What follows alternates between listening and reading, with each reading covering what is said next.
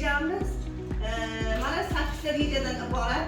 Birinchisi pedagog texnika haqida tushuncha, ikkinchisi pedagog texnikaning tarkibiy qismlari, uchinchisi mimika, pantomimika, to'rtinchisi o'qituvchining pedagog texnikasini shakllantirish yo'llari, beshinchisi nutq haqida tushuncha, nutqning o'qituvchi faoliyatidagi o'rni, oltinchisi nutq madaniyati haqida tushuncha va uning asosiy elementlari, yettinchisi nutq texnikasi, nafas olish, tovush tushuniladi.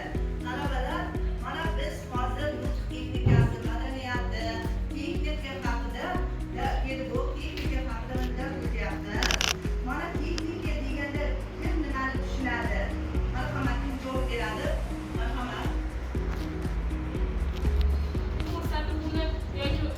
ijtimoiy faolligini olib, mana shu bilimlar jarayonida yanada mukammallashib, dars jarayonida avtomatik shaklda dars o'tishi va mana shu darslarni bayon etishi bular texnika. Marhamat. Texnika deganda o'quvchiga o'sha darsni qay tarzda tushuntirib berish holatini nazarda tutiladi. Bunda texnik usullar ikki xil bo'ladi. Og'zaki va yozma texnika usullar mavjud bo'lib, og'zakida o'sha nutq orqali, muloqot orqali yetkazib berilsa, yozma shaklda anglovchi bilan yozma shaklda olib texnika usullari qo'llaniladi. Yaxshi. Mana bizda og'zaki nutq va yozma nutq bor. Yana qanaqa nutq? Eshikka turib nutq. Bu nutqimizda mana yana qanaqa nutqlar bor? Aytinglar-chi? Dialog nutqlar bormi? Monolog nutqlar, arabik nutqlar. Bilishlaring kerak bizlar. Biologik bor, monologik bor. Biolog bor. Mana shu nutqlar bizda nahotki biz foydalanyapmiz. Mana shu nutq orqali mana bir kishi nutq gapirsa, masalan, monolog nutq necha kishi gapirishi? Ikki. Bir kishi. Men aytaymi? Ayting. Monolog bu bir kishining nutqi hisoblansa, dialog o'zaro ikki shaxs o'rtasida bo'ladigan nutq hisoblanadi. Masalan, Qobil monologi deymiz, ha? Jamila monologi oldinda bor, boyalar sifatiramasda. Ular bitta o'zi monolog o'qishi, ha? Guli monologi bor. Mana bular monolog nutqga kiradi. Sizlar arabiyotchi bilishlaring kerak, talabajonlar.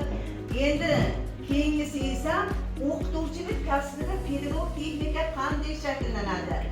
O'qituvchilik kasbida pedagog texnika qanday shakllanadi, talabalar? Mana biz o'qituvchimiz. Dars o'tishi jarayonida mehnat qiladi, o'rganadi, o'qiydi, harakat qiladi. Hammasi tashkilotchilik qobiliyatlari.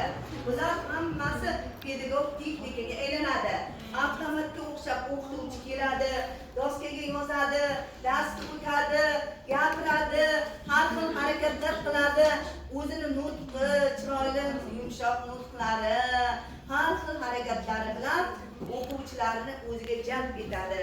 Bu esa o'qituvchining o'zining qobiliyati, pedagog qobiliyati hisoblanadi. Nutq qobiliyati. Bular hammasi o'qituvchida mujassam bo'lishi kerak. Agar o'qituvchida mujassam bo'lmasa, o'quvchilarni o'ziga jalb etib, ularga dars o'tish qobiliyati bo'lmaydi. Shuning uchun o'qituvchi doimo mimika, pantomimikalardan foydalanish kerak. To'g'rimi?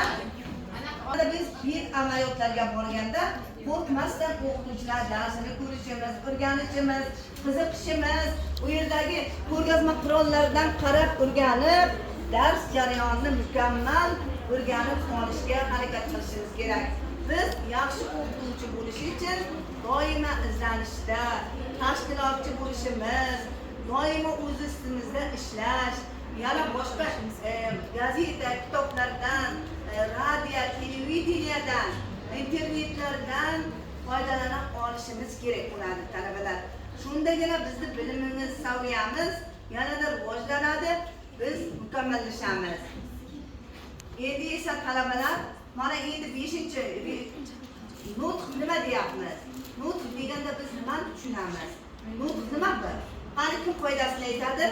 Nutq deb nimaga aytiladi? Marhamat. Marhamat qani? Yo'q, san. Boshqalar aytsin. Nutq bu insonning fikri, tuyg'ularini, ma'lumotlarni til vositalari orqali ifodalash va boshqalarga yetkazib berilish jarayoniga nutq deb ataladi. Nutq ikki turga bo'linadi: yozma nutq va og'zaki nutqqa bo'linadi. Eng birinchi shakllangan nutqlardan biri bu og'zaki nutq hisoblanadi. Aloqa vositasi yani. Endi bunaqa deyishimiz mumkin. Ikki yoki undan ortiq kishilarni o'zi so'zlashini nutq deb aytiladigan deb aytamiz. To'g'rimi? Buning uchun nutqni biz yaxshi o'rganishimiz, bilishimiz, doim yumshoq, bir baland, bir past qilib, mana gapirish diapazoniga rioya qilishimiz kerak. Ritmga qarashimiz kerak. Mana muzikalarda ritm, mana hozir diksiya deyapmiz. Shularga e'tibor bersak, biz yaxshi nutqga ega bo'lamiz. Shuning uchun ko'proq o'qituvchilar nutqi baqirib gapirsa yaxshimi yoki yumshoq gapirsa yaxshimi? Yumshoq gapirsa qarab ustoz, ba'zi paytlarda balandroq gapirish kerak, ba'zi paytlarda pastroq gapirish. Yo'q, har doim past gapirsa, o'quvchi o'shani eshitish uchun harakat qilib jim o'tiradi. Yo, o'rta gapirish kerak, o'rta. Mana, agar o'qituvchi past gapirsa, ya'ni past degani nima? O'rtacha. O'rtacha me'yorida gapirsa, o'quvchilar o'sha o'qituvchini gapini eshitishga harakat qiladi. Agar o'quvchi baqirib, baland gapirsa, u o'quvchilar yana ham shovqin solishadi. Birimiz bo'yi bilim, malaka ko'nikmalarini hosil qilamiz va mana shu malakalar asosida biz doimo bilimimizni namoyon qilib kelamiz o'quvchilarga.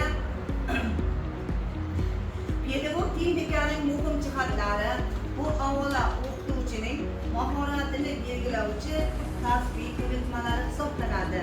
Ya'ni uning savodli, ifodali so'zlay olishi, o'z fikr mulohazalarini, bilimini tushunarli tilda ta'sirchan bayon qilishi, his-tuyg'usini jilovlay olishi, o'zining shaxsiy xususiyatlariga xos mimik, pantomimik qobiliyatlariga ega bo'lishi, aniq imo-ishora, ma'noli qarash, rag'batlantiruvchi yoki istehzoli tabassum, so'zining cheksiz qudrati orqali o'quvchilar ongiga, tafakkuriga ta'sir o'tkazishi, hozir javoblik, psixologik bilimlarga ega bo'lishi kabilardir.